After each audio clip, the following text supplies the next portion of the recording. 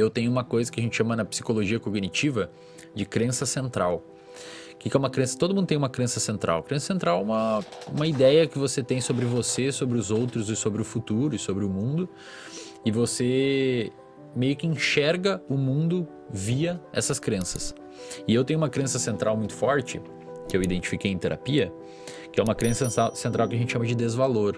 O que é isso? Você meio que acha que você não merece o valor das outras pessoas, que você não tem valor, né? Então o que isso implica? Implica em você eventualmente duvidar quando uma pessoa fala que gosta de você, implica em você ficar um pouco mais com o pé atrás quando uma pessoa fala alguma coisa de você. Tipo Do assim, ponto de vista positivo, você tem meio que uma sensação geral e global de ineficiência, principalmente em aspectos de relacionamentos interpessoais, você contra a pessoa. E quando você cresce um pouco na internet, você começa a perceber que as pessoas começam a te elogiar. E, cara, muitas vezes você acha que não merece aquele elogio. Isso é muito comum em pessoas que crescem muito assim na internet. Você começa a ter um não merecimento. Você acha, pô, isso daí os caras estão viajando. A qualquer momento eles vão ver que isso tá errado, que eu não sou tudo isso e tal.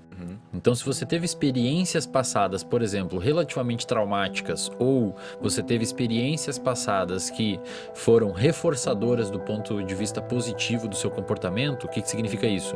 Você vem e apresenta um podcast, da hora você gostou. A propensão de você vir e apresentar de novo o podcast aumenta. Por quê? Porque você é sensível ao que você fez. Então, você fazer um comportamento hoje e for legal, aumenta a probabilidade de você voltar a fazer esse comportamento. A gente chama isso de reforço positivo. O que significa isso?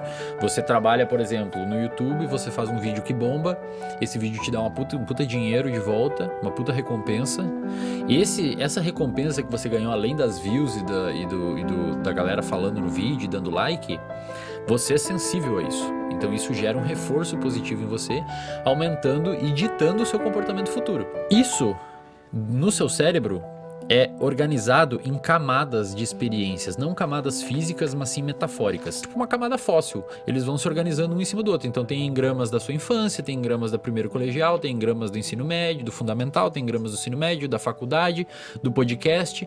Tudo isso, e não só memórias vívidas que você tem, como onde que é a capital do Brasil, etc., mas sim memórias experienciais, como é que você estava emocionalmente naquela época.